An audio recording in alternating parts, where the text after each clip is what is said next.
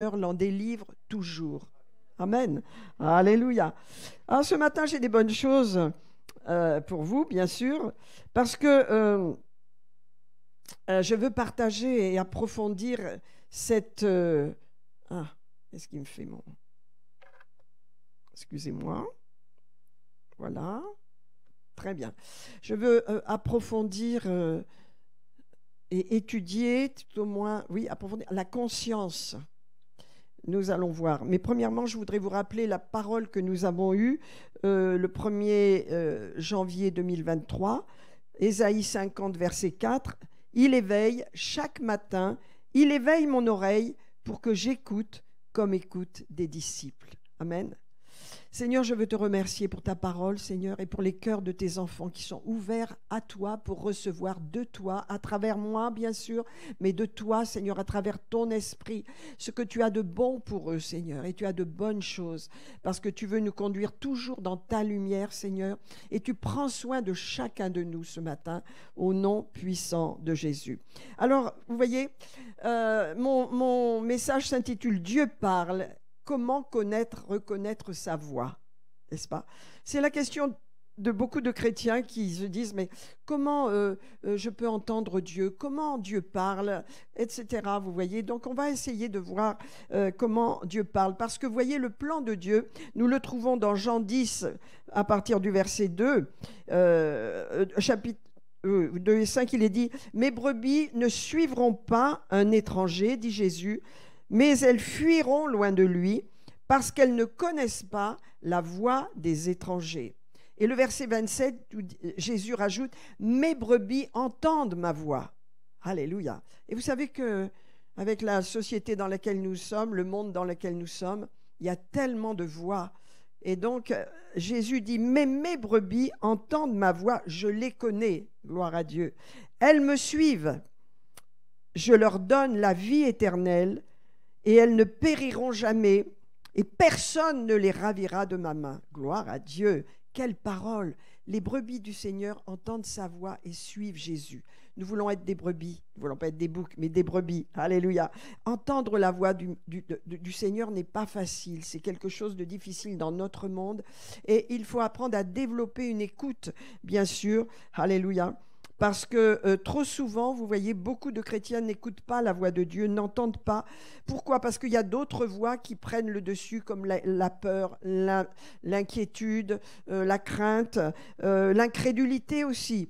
Et vous savez, jamais dans les générations passées, il y a eu une génération comme la nôtre où le monde est entré vraiment dans nos vies de façon agressive et où nous sommes agressés de tous côtés. Nos oreilles entendent, nos yeux voient toutes sortes de choses qui sont tellement contraires à la parole de Dieu. Alléluia. Donc, bien que nous ne sommes pas du monde, nous sommes dans le monde et dans un monde qui est totalement imparfait. Donc, si nous sommes nés de nouveau, mes amis, nous allons entendre la voix de Dieu et nous devons reconnaître la voix de Dieu. Et la façon la plus classique, la plus basique par laquelle nous pouvons entendre, tout au moins la direction, la voix de Dieu, c'est au travers de notre conscience. Et alors, je voudrais vous parler de la conscience. Parce que lorsque Adam et Ève étaient en Éden, avant le péché, ils n'avaient pas de conscience. Ils étaient dans la présence de Dieu, ils n'avaient pas de conscience. Mais j'aimerais qu'on lise un passage dans l'Écriture. Il est dit dans Genèse 2, verset 17, le Seigneur dit « Tu ne mangeras pas à Adam et Ève de l'arbre de la connaissance du bien et du mal, car lorsque tu en mangeras, tu mourras. » Et donc, Genèse 3, je vais le lire, versets 7 à 11, juste le temps que je le prenne, puisque je n'ai pas noté, la Genèse 3, verset 7. Qu'est-ce qui se passe? Ils ont mangé du fruit et les yeux, il est dit, de l'un et de l'autre s'ouvrirent. Ils connurent qu'ils étaient nus. Et ils se firent des feuilles pour se protéger et ils se firent des ceintures. Alors ils entendirent la voix de l'Éternel qui parcourait le jardin vers le soir, et l'homme et sa femme se cachèrent loin de la face de l'Éternel, au milieu des arbres du jardin. Alors l'Éternel appela l'homme et lui dit, « Où es-tu » Et donc il répondit, « J'ai entendu ta voix dans le jardin, j'ai eu peur parce que je suis nu et je me suis caché. L'Éternel lui dit, mais qui t'a appris que tu es nu? Qui t'a appris? C'est pas Satan, c'est pas le serpent. Qui lui a appris? Eh bien, c'est sa conscience, mes amis. À partir du moment où Adam et Ève ont mangé de l'arbre de la connaissance du bien et du mal, leur conscience est venue à la vie. Parce que ce n'était pas le plan de Dieu avant la chute, n'avait pas besoin, parce qu'ils étaient dans la parfaite présence de Dieu, et pas besoin de conscience du bien et du mal.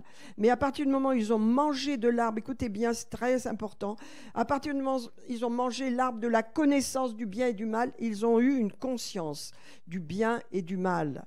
Et cette conscience, c'est la grâce de Dieu qui l'est donnée. Parce que si nous n'avions pas conscience du bien et du mal, nous serions des gens qui n'ont pas de conscience, faisant n'importe quoi, et jamais le Seigneur pourrait avoir accès. Donc vous avez une conscience, j'ai une conscience depuis la chute, et c'est un bienfait de Dieu.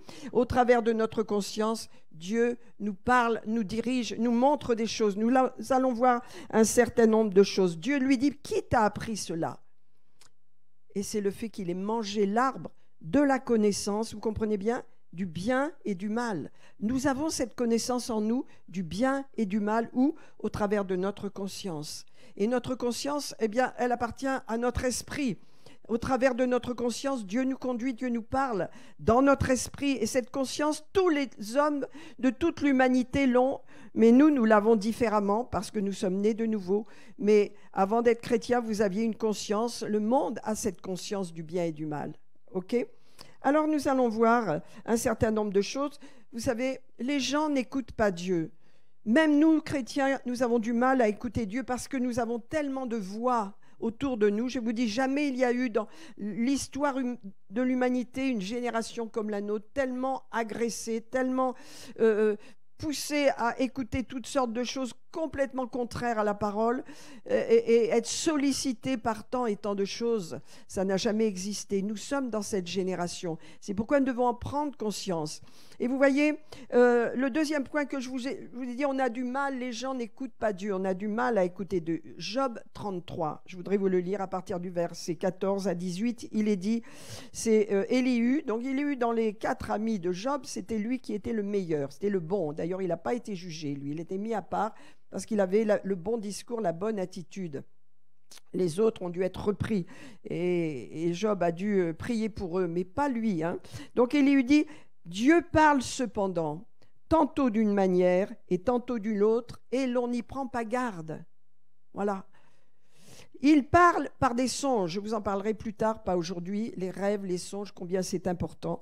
Il parle par des rêves, par des songes et par des visions nocturnes, la nuit. Pourquoi? Parce que la journée, on ne l'entend pas, on est tellement occupé qu'on ne l'entend pas. Quand les hommes sont livrés à un profond sommeil, quand ils sont endormis sur leur lit, sur leur couche, alors le Seigneur leur donne des instructions. Alléluia. Il leur donne des avertissements pour les protéger. Il met le sceau à ces instructions afin de détourner l'homme du mal, de le préserver de l'orgueil. Et je vous en parlerai dans les semaines qui viennent de ce que c'est vraiment l'orgueil, l'esprit d'orgueil, le léviathan, c'est l'esprit d'orgueil qui fait qu'on regarde chez les autres mais on ne regarde pas chez soi. Et c'est un aveuglement terrible. Mais ce n'est pas mon sujet. Mais il veut nous préserver de l'orgueil. Par l'orgueil, on ne reçoit pas de Dieu au travers de l'orgueil. C'est vraiment un ennemi, le léviathan. C'est l'esprit d'orgueil. Et donc, il dit pour le préserver de l'orgueil, afin de garantir son âme de la fausse et sa vie des coups du glaive. Donc, vous voyez, Dieu parle. Dieu vous parle tout le temps. Dieu me parle tout le temps. Le problème, il dit, c'est qu'on n'y prend pas garde. Parce que la voix du Seigneur est douce. Et la voix du Seigneur n'est pas agressive. Voyez? Et donc, alors, quand on est enfin couché, quand enfin on se repose, alors il nous donne des instructions au travers des visions, au travers des rêves, n'est-ce pas? Bernard a eu dernièrement une belle... C'est un songe que tu as eu, qui te parlait vraiment de façon précise et personnelle, et c'était merveilleux. Donc Dieu nous parle et il nous donne des instructions, non pas pour nous dire t'es parfait, non, pour nous dire voilà, tu dois faire ça, tu dois pousser dans cette direction, tu dois aller plus profondément. Alléluia. Dieu nous donne des instructions et des avertissements pour nous protéger, pour garder notre vie du mal et pour nous préserver de l'orgueil. qui est vraiment un problème. On en parlera une autre fois, mais je veux vraiment vous enseigner là-dessus pour qu'on veille sur cet esprit qui est un esprit d'aveuglement, qui est dangereux extrêmement. Ça s'appelle le Léviathan. Hein. Quand vous lirez sur le Léviathan, vous saurez que c'est un esprit particulier qui est très, très difficile, et lorsqu'on l'a identifié, à le chasser. Alors, le troisième point que je voudrais voir avec vous, la façon basique, la base, si vous voulez, avec laquelle Dieu nous parle, c'est notre conscience. Alors, depuis la chute, n'est-ce pas, les hommes ont un arbitre en eux. Tous les hommes de l'humanité, tout le monde a une conscience. C'est la connaissance du bien et du mal. Et cela vient de l'arbre de la connaissance du bien et du mal. Alléluia, n'est-ce pas? Et donc, Dieu nous a donné une conscience et c'est la base de notre communication avec lui. Dans notre conscience, on sait ce que l'on fait de bien ou ce que l'on fait de mal. C'est le début, c'est la base. Alléluia. Regardez, dans 1 Jean, je vais vous le lire, verset 3, chapitre 3, verset 21, il est dit « Bien-aimés, si notre cœur, ça veut dire notre conscience, ne nous condamne pas, quand votre conscience ne vous condamne pas, il est dit que vous avez de l'assurance devant Dieu. » C'est important de venir dans la présence de Dieu, dans la prière, avec assurance et avec une bonne conscience qui ne vous condamne pas, qu'il n'y ait aucun esprit de condamnation sur vous. Et là, le problème de la condamnation, ça n'est pas Dieu qui condamne, c'est notre conscience qui va nous condamner lorsque nous avons fait quelque chose de mal ou lorsque nous n'écoutons pas notre conscience et qu'elle veut nous montrer ça, c'est pas bon pour notre protection, voilà. Eh bien, on ne peut pas avoir une liberté vraiment et être entendu dans la présence de Dieu comme on le voudrait. Mais si notre conscience, si notre cœur, c'est-à-dire notre conscience, ne nous condamne pas, nous avons de l'assurance devant Dieu. Qu'est-ce que j'apprends? Premièrement, votre conscience peut vous condamner. Elle ne vous condamne pas dans le sens du salut, bien sûr que non, mais elle peut vous reprendre. Et vous allez vous sentir mal. Vous allez ne plus être à l'aise. Ça, c'est important. C'est la façon dont Dieu nous reprend. C'est la façon dont... Tu veux rentrer? C'est la façon dont... voilà. Et ça fait mal quand on est repris dans notre conscience. Hein? Ça fait mal. Alléluia. Dieu peut nous reprendre au travers de notre conscience. Romains 9, verset 1, il est dit « Je vous dis la vérité en Christ, je ne mens pas. Ma conscience m'en rend témoignage par le Saint-Esprit. » Donc votre conscience, quand vous faites bien, vous rend témoignage. Votre conscience, quand vous faites mal, également va vous reprendre. C'est pourquoi nous devons veiller à ce que notre conscience soit toujours sensible. Je vais vous le partager tout à l'heure. Alléluia. Amen. Alors, on va voir comment fonctionne notre conscience. Romains 2, chapitre 14, c'est le fonctionnement de la conscience, exactement. Et donc, tous les hommes ont une conscience. Hitler avait une conscience, mais sa conscience, nous allons le voir, était totalement endurcie. Les tueurs, les criminels, les gens, et toutes sortes de... On peut endurcir sa conscience. Mais pour le moment, regardons comment fonctionne notre conscience. Et dans Romains 2, verset 14, l'apôtre Paul enseigne quand les païens, ça veut dire ce n'est pas les juifs, c'est les païens, qui n'ont pas la loi, parce que la loi donne la connaissance, bien sûr, de ce qui est bien et mal, et donc qui n'ont pas la loi font naturellement ce que prescrit la loi. Ils sont, eux qui n'ont pas la loi, une loi pour eux-mêmes. Ils montrent que l'œuvre de la loi est écrite dans leur cœur, leur conscience, en rendant témoignage, alléluia, et leurs pensées s'accusant ou se défendant à leur tour. C'est important ce passage-là. Il vous dit exactement que nous les païens, nous qui ne sommes pas juifs, qui ne sommes pas sous la loi, nous avons une conscience, que nous soyons chrétiens ou pas. Bien sûr, là, notre conscience est sous le Saint-Esprit pour nous, elle est avec le Saint-Esprit. Mais le monde a une conscience également, du bien et du mal. Et il dit, n'est-ce pas, que la conscience va rendre témoignage à nous-mêmes quand nous faisons du mal ou quand nous faisons du bien. Elle nous rend témoignage. Regardez, alléluia. Il montre, verset 15, que l'œuvre de la loi est écrite dans leur cœur, leur conscience en rendant témoignage. Amen. Et leurs pensées s'accusant ou se défendant de tour à tour. Donc votre conscience peut vous accuser. Dieu ne vous accuse jamais, mais votre conscience peut vous accuser. Amen. Pour vous reprendre, pour vous dire non, c'est pas bon, non, c'est pas bon, pardonne, parle bien, ne critique pas. Votre conscience va vous parler, va vous reprendre. Et c'est une bonne chose, mes amis. Heureusement que notre conscience est vivante et sensible parce qu'elle peut nous reprendre. Mais attention, écoutons notre conscience. Ne soyons pas durs. Nous allons voir les dangers de ne pas écouter la conscience quand elle nous parle, notre sens du bien et du mal, n'est-ce pas? Et il est dit donc, notre conscience peut nous accuser, donc nous dit ce que tu fais n'est pas bien. Moi, ça m'est arrivé il y a longtemps, je me rappelle. Hein. Et donc, notre conscience peut nous accuser, elle peut nous reprendre. Et des fois, à la fin de la journée, ou des fois, c'est pas tout de suite, on se détend et d'un seul coup, on se dit, tiens, là, j'ai dit une parole. C'est pas bon, j'aurais pas dû dire ça. Pardonne-moi, Seigneur, je vais réparer. Vous savez, notre conscience doit être sensible. Vous voyez de quoi je parle. Tout le monde a cela. La conscience, c'est nous. Vous savez, notre conscience, c'est pas les autres. Si on est tout le temps avec à dire, voilà, mon mari fait ci, ma femme fait ça, non, mes enfants, et qu'on n'écoute jamais ce qui se passe à l'intérieur de soi, on est sous un esprit de séduction, d'orgueil même, je dirais même, parce que le Léviathan, c'est un esprit qui nous bouche notre propre cœur et qui fait qu'on ne voit pas à l'intérieur de nous.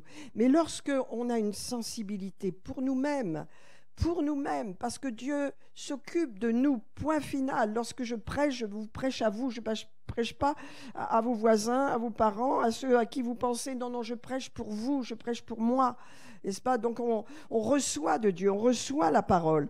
Et donc notre conscience va nous accuser, nous reprendre même, alléluia, quand on fait mal. Et donc, elle va également nous encourager quand on fait bien. Alléluia. C'est ce qu'on appelle avoir une bonne conscience. L'apôtre Paul dit, je ne me sens coupable de rien, j'ai une bonne conscience devant Dieu. Il veillait sur sa conscience. Il veillait sur lui-même, n'est-ce pas? Je voudrais prendre 1 Timothée chapitre 1. Avec moi. Donc j'ai bien étudié la conscience parce que je sais que souvent on n'entend pas le Seigneur et quelquefois il ne nous parle pas. Pourquoi? Parce qu'il nous parle à travers notre conscience. Pardon. Alors, 1 Timothée chapitre 1. 1 Timothée, j'arrive. Voilà. Je vais lui passer mon Timothée là. Le voilà. Bien. 1 Timothée, chapitre 1, le verset 5. Le but du commandement, 1 Timothée, j'espère que je ne me suis pas trompée, oui, c'est ça, oui. Le but du commandement, le commandement de Jésus, aimez-vous les uns les autres, aimez votre Dieu, etc., c'est un amour. Moi, je ne mets pas charité, c'est faux comme traduction. Un amour, l'amour agapé, c'est un amour sincère, venant d'un cœur pur, d'une bonne conscience, alléluia, et d'une foi sincère. Vous allez voir, on voit que la conscience et la foi sont activées ensemble. Une bonne conscience devant Dieu, alléluia. Une bonne conscience pour vous-même, amen. Que votre conscience ne vous accuse pas, que votre conscience ne vous condamne pas, mais que vous ayez cette assurance que vous avez une bonne conscience devant Dieu. Donc vous êtes en paix. Moi, je me rappelle quand je me suis convertie, c'est un des effets de la nouvelle naissance qui fait que j'ai reçu cette paix. Et ma conscience a été remplie de paix. J'ai réglé mes comptes, c'est vrai, j'ai pardonné. J'ai fait des choses pour restituer même des choses que j'avais gardées, que je devais rendre. Et je me suis mis en règle, j'avais ce désir avec joie de le faire. Ma conscience était paisible. Et je me rappelle de l'effet très fort que ça faisait, d'avoir une conscience paisible, une bonne conscience. Regardez le verset 19 par contre. Au verset 19, il est dit « Le commandement que je t'adresse, Timothée, mon enfant, selon les prophéties faites précédemment à ton sujet, c'est que d'après elles, tu combattes le bon combat, celui de la foi, en gardant la foi, et regardez le bon combat, en gardant la foi et une bonne conscience. » Pourquoi? Parce que regardez, cette conscience, quelques-uns l'ont perdue, cette bonne conscience, quelques-uns l'ont perdue et ils ont fait naufrage par rapport à la foi. Donc on voit que la foi, une bonne conscience et la foi marchent ensemble. Lorsque votre conscience, nous allons voir comment avoir une bonne conscience, nous devons activer constamment, faire attention à nous-mêmes. C'est à nous de veiller sur notre conscience, que rien ne nous reproche, que nous n'ayons pas dans notre conscience des reproches, des accusations. Ça veut dire qu'il faut régler quelque chose quand nous avons cela. Mais quand nous avons une bonne conscience, une conscience sensible, quand nous sommes faciles à nous repentir, rapides à demander pardon, c'est que notre conscience fonctionne, qu'elle est agissante, vous voyez. Mais regardez ce qu'il est dit là. Cette bonne conscience, cette conscience qui devrait être bonne pour de façon libérer la foi pour agir, et bien cette conscience, quelques-uns l'ont perdue. Quelques-uns ont perdu une bonne conscience et ils ont fait naufrage par rapport à la foi. Qu'est-ce que ça veut dire faire naufrage? Ça veut dire on n'arrive pas au port, on n'arrive pas à destination, on fait naufrage. Hein? Pourquoi? Parce qu'ils ont eu une mauvaise conscience. Ils ont fait des choses, ils n'ont pas écouté leur conscience et ils sont allés dans les mauvaises directions et leur foi n'est plus activée. Ils n'arrivent plus à activer leur foi. Et l'apôtre Paul en parle et il dit, voilà, de ce nombre est Hyménée et Alexandre qui blasphèment, n'est-ce pas? Et qu'il a, voilà. Donc, on peut dire que la bonne conscience va activer, va permettre à votre foi d'être agissante. Si vous avez dans votre conscience une accusation, un mal-être, mettez-vous en règle. C'est très très facile de le faire. Alléluia. 1 Jean, l'apôtre Jean, chapitre 3, verset 1, nous dit, si notre cœur nous condamne, notre cœur c'est notre conscience. Si notre cœur nous condamne, Dieu est plus grand que notre cœur, il connaît toutes choses, donc nous pouvons nous repentir. Bien-aimés, si notre cœur ne nous condamne pas, nous avons de l'assurance devant Dieu. J'aime cette parole. Amen. Que votre cœur ne vous condamne pas. Amen. Et lorsque votre cœur vous condamne, demandez pardon. Alléluia. Humiliez-vous devant la puissante main de Dieu afin qu'il vous élève. Alléluia. Alors le 5e point que je voudrais partager avec vous, c'est que nous devons purifier notre conscience. Veiller sur notre conscience afin qu'elle ne s'endurcisse pas. Amen. Je vous dis, c'est la façon basique avec laquelle Dieu nous parle. La notion du bien et du mal qui vient de l'arbre de la connaissance du bien et du mal et qui nous aide et qui aide l'humanité entière. Parce que nous sommes par l'esprit, nous recevons instruction dans notre conscience, mais l'humanité a aussi cette notion du bien et du mal.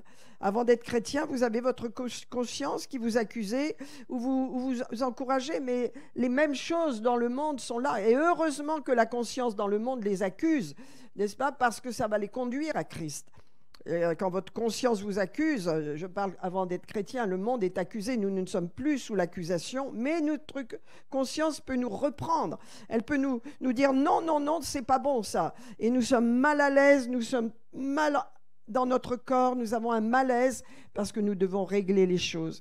C'est pourquoi nous devons apprendre à purifier notre conscience. Dans Hébreux 10, chapitre 10, 21, il dit « Puisque nous avons un souverain sacrificateur établi sur la maison de Dieu, approchons-nous de Dieu avec un cœur sincère, dans la plénitude de la foi, le cœur purifié d'une mauvaise conscience. » Ça veut dire qu'on peut avoir une mauvaise conscience, voyez, en tant que chrétien.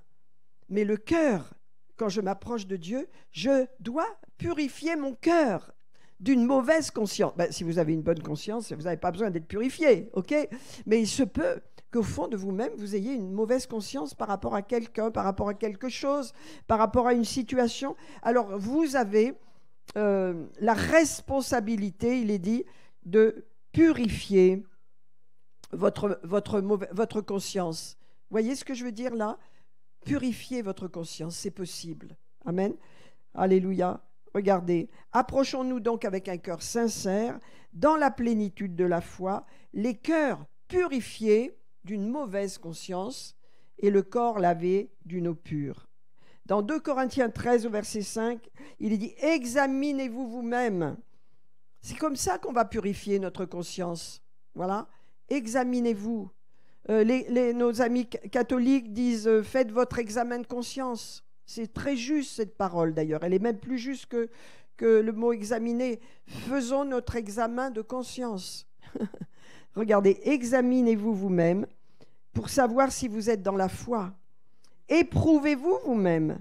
Ne reconnaissez-vous pas que Jésus-Christ est en vous, à moins que vous soyez donc réprouvés. Alléluia. Dieu merci pour notre conscience. Dieu merci de ce que lorsque nous faisons le bien, nous sommes encouragés, notre conscience est bonne, n'est-ce pas? Et lorsque nous faisons le mal, et ça arrive de faire des erreurs, de faire des choses qu'il ne faut pas, notre conscience nous reprend. Nous avons mauvaise conscience. Alléluia. À ce moment-là, c'est à nous de purifier notre conscience, de vivre constamment avec une bonne conscience. Ça ne veut pas dire qu'on ne fait pas d'erreur, mais on examine soi-même notre cœur, notre conscience, et on se met en règle. Ça, c'est ma responsabilité, c'est votre responsabilité. Personne ne peut le faire avec votre place. Hein. Alléluia.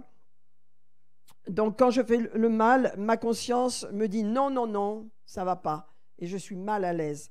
Il ne faut pas craindre lorsque vous êtes mal à l'aise, vous souffrez, vous n'êtes pas bien, ça veut dire qu'il y a quelque chose qui ne va pas dans votre conscience.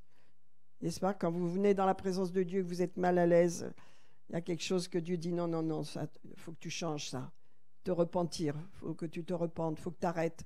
Notre conscience est vraiment importante dans notre vie. Parce que c'est la base de la vie. Et Dieu, dans son amour et dans sa bonté, a donné une conscience à tous les hommes. Ah, tu pèches, tu te sépares de moi, Adam et Ève, vous choisissez, eh bien, je vais libérer sur vous cette conscience. Au moins, vous serez protégés. Vous saurez quand vous faites le bien, vous saurez quand vous faites le mal. Donc, tous les hommes sont responsables devant Dieu. Nous sommes responsables nous-mêmes de veiller sur notre cœur, sur notre conscience. Alors, le dernier point, le troisième point que j'aimerais partager avec vous, c'est attention à la conscience que l'on dit cautérisée ou à la conscience flétrie, la conscience endurcie. Quand on a endurci, vous savez, ces gens qui... On va dans les excès, mais on n'a pas besoin d'aller dans les excès. Les faux docteurs, les faux prophètes ont une conscience complètement endurcie. Tout ce qui est parallèle à la vérité et des pensées qui sont endurcies la conscience. Dieu veut qu'on ait une conscience souple parce qu'il peut, au travers de cette conscience, ce système qu'il a mis en nous peut être activé. Et lorsque je fais le mal, je suis reprise. Lorsque je fais le bien, je suis encouragée. Et j'ai cette paix, cette bonne conscience. Je peux m'approcher de Dieu avec assurance. C'est pourquoi l'apôtre, dans le livre des Hébreux, dit « Purifiez votre cœur quand vous arrivez vers Dieu pour avoir une bonne conscience. » Amen. Donc, c'est ma responsabilité. Jamais Dieu viendra vous dire voilà, tu as péché, tu as mal fait, tu fais mal. Non, c'est à nous. On a tout ce qu'il faut pour veiller sur nous-mêmes. Amen. Alors, attention, dans 1 Timothée chapitre 4, je voudrais vous le lire. Alléluia. À partir du verset 1, il est dit « Mais l'Esprit dit expressément que dans les derniers temps, et nous y sommes dans les derniers temps, quelques-uns, les chrétiens, donc, abandonneront la foi pour s'attacher à des esprits séducteurs, à des doctrines de démons, par l'hypocrisie de faux docteurs portant la marque de la flétrissure dans leur propre conscience. » Voilà. Je voudrais vous parler de ce verset-là. Vous voyez, les faux docteurs, les gens qui, en fin de compte, pêchent et s'endurcissent, il est dit qu'ils ont une marque dans leur conscience qui est une flétrissure. Le mot flétrissure veut dire être marqué au fer rouge. Ça veut dire quand vous avez une marque au fer rouge, vous allez avoir une cicatrice. La cicatrice va se former et va durcir la peau, très très dure. La peau va devenir insensible. Et donc c'est faux. Ces gens qui font le mal ou qui ont ce système en eux, eh bien, ils ont une flétrissure dans leur conscience. Regardez ce qu'il est dit, n'est-ce pas? Il est dit ils ont la marque de l'endurcissement, de la flétrissure dans leur propre conscience. Ça veut dire Dieu ne peut plus leur parler, n'a plus accès à leur conscience. Leur conscience est endurcie. Et c'est une malédiction. C'est une malédiction. Alléluia. Voilà. Ils ont cette marque. Alors, le mot flétrissure, là, veut dire marqué au fer rouge, flétri, brûlé, desséché, marqué de façon endurcie. Et donc, c'est un terme médical qui veut dire aussi cautérisé. Donc, c'est quelque chose, une partie du cœur qui est complètement insensible au bien et au mal. Hein. Et donc, ça, vous voyez ça, là, je parle pour des chrétiens. Mais dans le monde, vous avez ces gens qui ont fait tellement de mal, la dernière guerre, ce qui se passe actuellement en Russie, en Ukraine, cette horreur qui se passe, ces choses terribles. Ces gens qui font ça, ils sont totalement endurcis. Dieu n'a plus accès à leur conscience. Mais nous, chrétiens, nous devons veiller parce que cette parole de Timothée, elle est pour les chrétiens. Elle est pour les chrétiens, vous devez faire attention, car dans les derniers temps, voilà ce qui se passe. Ne les suivez pas. Soyez attentifs de façon à ce que votre conscience soit souple. Je voudrais vous lire quelque chose dans Marc 8. Marc 8. C'est Jésus, bien sûr, qui parle à ses disciples. Voilà. Gloire à Jésus. Amen, amen, amen. Gloire à Jésus. Dieu veut avoir accès à notre conscience. Amen. Dieu veut que nous soyons prompts à nous repentir. Je me rappelle d'une histoire qui m'a toujours touchée, que Kenneth Hagin a racontée. J'étais là, mais je l'ai retrouvée dans ses livres. Il raconte, une dame vient le voir et lui dit, mais écoutez, c'était au sujet de la guérison. Elle lui dit, écoutez, voilà, il faut que je vous explique, je ne comprends pas. On a une grande famille. Moi, ma famille, elle est très, très fidèle. Elle va tout le temps à l'église.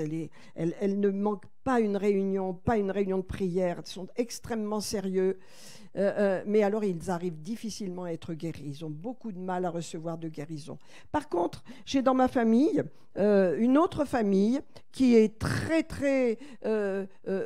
aimant de la même façon que ma famille, qui aime beaucoup Jésus, mais qui n'est pas régulière parce qu'ils habitent loin, alors ils viennent de temps en temps à l'église, mais alors ils ont une rapidité à être guéris, c'est extraordinaire.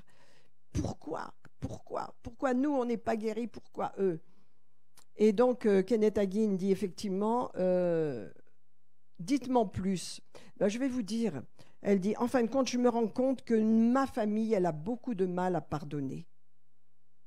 Et donc, elle retient les problèmes, et rabâche les amertumes. Mais dans l'autre famille, alors ils pardonnent tout de suite, ils aiment les gens, ils pardonnent, ils ont une facilité à pardonner. Ah ben, Kenneth Hagin, voilà, la clé, c'est que votre conscience doit être toujours souple, de façon à ce que non seulement vous pardonnez à ceux qui vous ont offensé, mais aussi vous demandez pardon à Dieu quand vous avez fait quelque chose de mal. Votre conscience restera pure et restera souple. Alléluia. Et donc regardez dans Jean 8 ce que Jésus va faire avec ses disciples.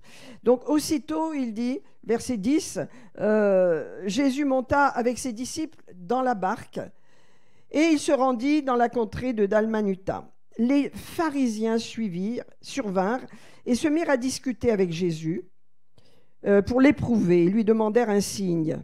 Et le Seigneur dit non, je ne vous donnerai pas de signe. Voilà. Puis il les quitta et remonta dans la barque. Alors les disciples avaient oublié de prendre des pains. Vous voyez, il y avait eu la multiplication des pains. Et ils n'en avaient qu'un seul avec eux dans la barque. Alors Jésus va leur dire, en fonction des pharisiens, gardez-vous avec soin des pharisiens et du levain d'Hérode. Alors les disciples raisonnaient en eux-mêmes, c'est parce que nous n'avons pas pris de pain. Ils se disaient, on a oublié les pains et tout. Et Jésus se retourne et leur dit, pourquoi raisonnez-vous sur ce que vous n'avez pas de pain? Êtes-vous encore sans intelligence et ne comprenez-vous pas? Avez-vous le cœur endurci? Ayant des yeux, ne voyez-vous pas? Ayant des oreilles, n'entendez-vous pas? Et n'avez-vous point de mémoire? Il leur dit, ayant le cœur endurci. Avoir un cœur endurci est une malédiction. Que le Seigneur ne puisse plus avoir accès à nos cœurs à travers un cœur endurci à faire des erreurs, endurci à ne pas obéir à Dieu, endurci à dire non Seigneur, je fais à ma façon, comme je veux. Non Seigneur, ça endurcit. Ça fait que notre âme, notre conscience va devenir flétrie. Il va y avoir cette flétrissure, cet endurcissement dans la conscience qui fait qu'il n'y a plus accès. Notre responsabilité, à chacun de nous chrétiens, c'est de garder une conscience pure. Ça ne veut pas dire qu'on ne fera pas d'erreur. Non, c'est pas ce que... Mais promptement, on se repent. Promptement, on demande pardon à Dieu. Promptement. Amen. Alléluia. Donc, violer votre conscience, c'est vraiment dangereux. C'est vraiment aller contre ce que Dieu vous demande et c'est vraiment aller contre vous-même. Et vous devenez votre pire ennemi. Et c'est réellement une malédiction que d'avoir une conscience endurcie. Amen. Alors voilà, je voudrais vous partager cela parce que Jésus et ses disciples ont mis vraiment en avance le danger, n'est-ce pas, d'avoir un cœur endurci. Et il leur dit, vous avez un cœur endurci, vous ne voyez pas, vous n'entendez pas. Qu'est-ce qui se passe? Et c'est ce qui se passe quand notre cœur est endurci, quand notre conscience est totalement, on peut dire, cautérisée, qu'elle est fermée au Seigneur. Amen. Alors, je voudrais vous lire simplement pour terminer Romains 1, verset 28. Vous savez, dans Romains 1, tout le chapitre, vous avez la description du monde dans lequel nous sommes, avec le péché sous toutes ses formes. Et Romains 1,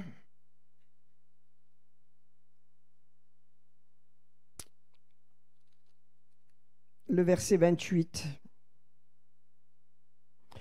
Vous avez toute une description des gens. Vous savez, avec notre conscience, Dieu nous a donné la connaissance de Dieu à l'intérieur. À l'intérieur, tous les hommes, les gens se disent athées. Vous avez entendu maintenant, comment il s'appelle Michel Onfray, qui raconte des âneries. Autant il a une certaine sagesse pour parler de politique ou de philosophie, mais alors pour parler de spiritualité, c'est catastrophique. Il a déclaré que l'âme était mortelle, il n'y avait rien après la mort. Et il donne ça avec pleine assurance. Et puis même Pascal Praud, qui l'interviewait, dit « Je ne comprends pas. J'ai lu tout vos livres, mais celui-là, je ne comprends rien à ce que vous me dites. » Il veut affirmer que l'âme n'est pas mortelle. Que l'âme est mortelle, pardon. L'âme est immortelle, gloire à Dieu. Heureusement, tous les hommes ont une âme immortelle et nous sommes immortels. Mais voilà, regardez ce qu'il est dit là sur la description des Romains. La description que l'apôtre fait dans ce chapitre 1 des Romains, c'est la description de notre société. La description où l'on dit aux enfants, toi tu es une petite fille, mais non. Tu peux être un garçon si tu veux. Où on dit, voilà, il n'y a plus de genre. Vous voyez ce satanisme-là, le plus de genre. Or, bon, comment on regarde, on sait qu'on est un garçon? Comment on sait qu'on est une fille? Alors, un garçon, il a un chromosome XY. YX, c'est un garçon. On ne peut pas lui enlever ça. Et les femmes, elles ont un chromosome XX. Vous pouvez... Vous voyez, on voit des cadavres qui sortent de terre, qui ont 10 siècles. On sait si c'est un homme ou une femme. On étudie leurs os et il y a YX qui sort, c'est un homme. XX, c'est une femme. Et on veut changer ça. Vous voyez qui fait ça? On est dans un monde de satanistes. Ils veulent toucher le genre, ils veulent en prendre aux petits enfants. Choisis ton sexe, change de sexe. Tu peux être une fille si tu veux. On ne peut pas être une fille si on est une fille. On reste une fille. Et un garçon reste un garçon. Ça va contre Dieu. On a une société contre Dieu. Il ne faut pas qu'on soit endormi parce qu'on est dans le bien-être, il y a la paix en Europe, mais bon, pour combien de temps, on ne sait pas. Mais on est dans un monde qui veut sataniser l'humanité, qui veut enlever aux enfants leur innocence. Il y a un scandale parce que quelqu'un est allé... présenter à des petits-enfants des cours sur la sexualité qui ont été choqués. Il y a une drag queen, ces espèces de malades là qui sont allés c'est aux États-Unis, dans un jardin d'enfants pour leur montrer aux enfants, voilà comment tu peux être une fille si tu veux être un garçon. Aux États-Unis, c'est grave ce qui se passe, mais ça vient chez nous aussi. Ça vient chez nous. Le fait le transgenre, comme on dit, non, il faut le dénoncer, c'est satanique, il faut bien enseigner vos enfants. C'est des esprits sataniques tout droit venus de l'enfer pour que les gens soient confus et perdent leur repère complètement. Et ça s'adresse aux enfants. Eh bien, vous lisez Romains 1, c'est ce genre de société. Et on y est, regardez, il est dit, c'est pourquoi Dieu, ils ont changé la vérité en mensonge. Ils savaient que la création, l'homme au fond de lui-même, il sait qu'il y a un créateur. Il le sait, mais il n'en veut pas. Il le rejette à cause de cet orgueil dont je vous parle. Hein? Et donc, qu'est-ce qu'il dit? C'est pourquoi Dieu les a livrés à des passions infâmes. eux qui ont changé la vérité de Dieu en mensonge et qui ont adoré et servi la créature au lieu du Créateur. Notre société, c'est ce qu'elle fait. Elle adore les créatures, les gens, et ce qu'ils racontent, ce qu'ils disent, leur chant, leur musique et tout. On adore. Non, non, au lieu du Créateur.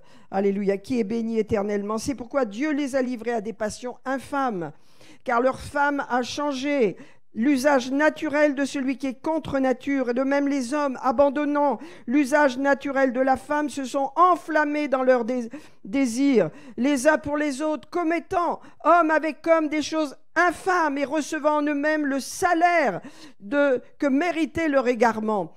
Vous pouvez, dans l'amour, dire aux gens, tu es là-dedans, et ben tu es perdu, tu es perdu. Il faut leur dire, il ne faut pas les caresser en leur disant « Oh !» Non, non, il faut dire la vérité dans l'amour, mais dire la vérité. Comment on peut s'en sortir si on ne vous dit pas la vérité ? Ils reçoivent en eux-mêmes le salaire que mérite leur égarement. Comme ils ne se sont pas souciés de connaître Dieu, Dieu les a livrés à leur sens réprouvé pour commettre des choses indignes. Qu'est-ce qui se passe? La pédophilie, les trucs avec les animaux.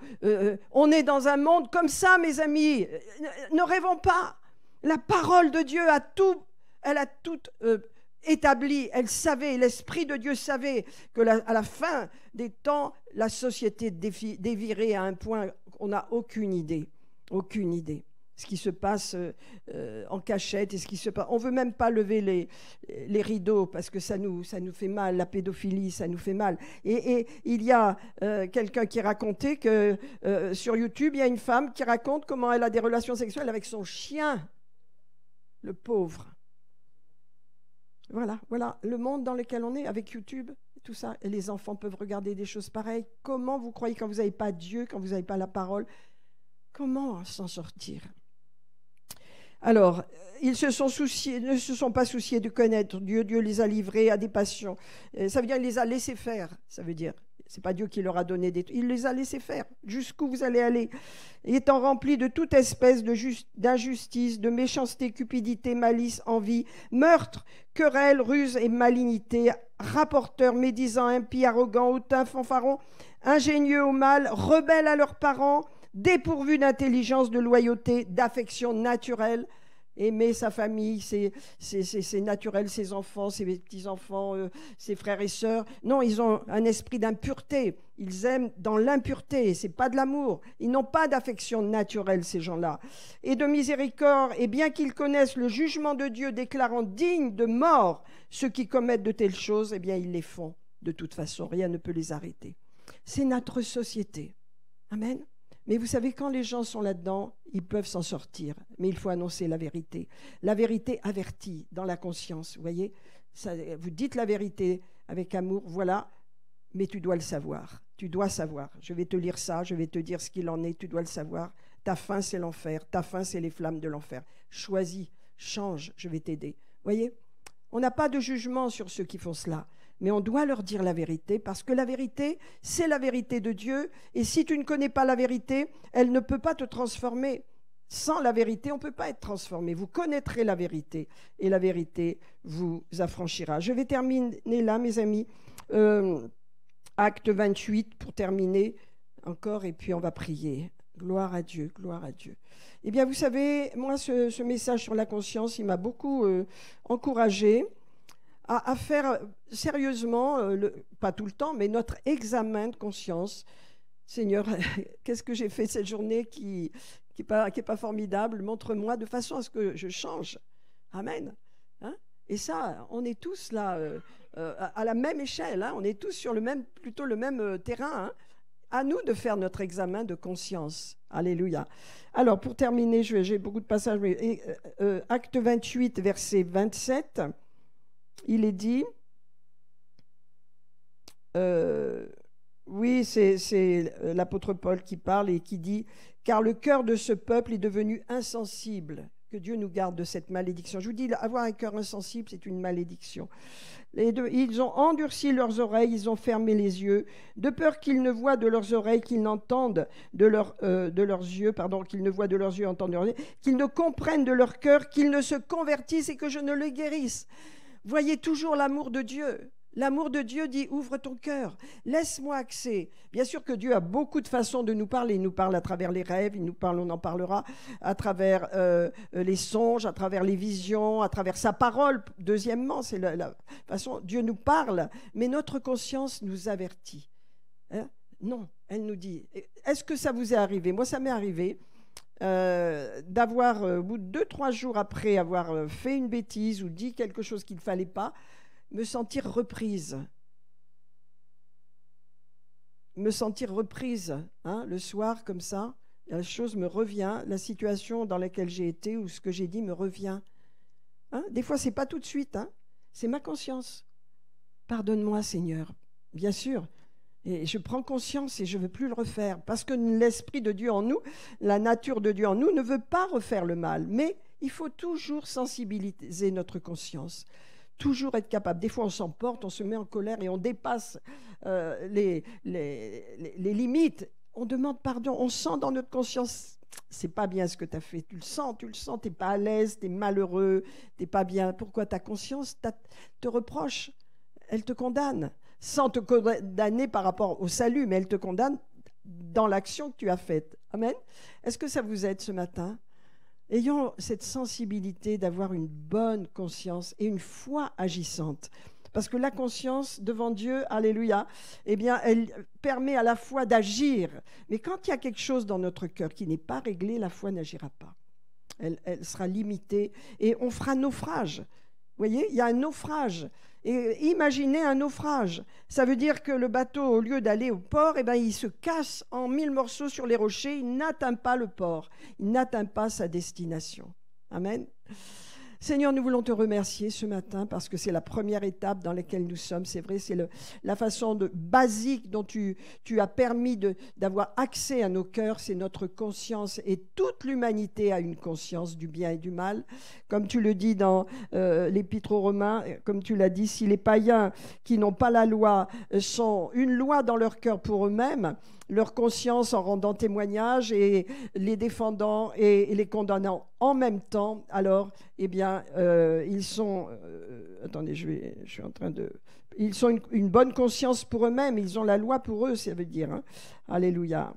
Merci, voilà. Leur conscience en rendant témoignage, c'est dans Romains 2. Hein, les accusant et les défendant tour à tour.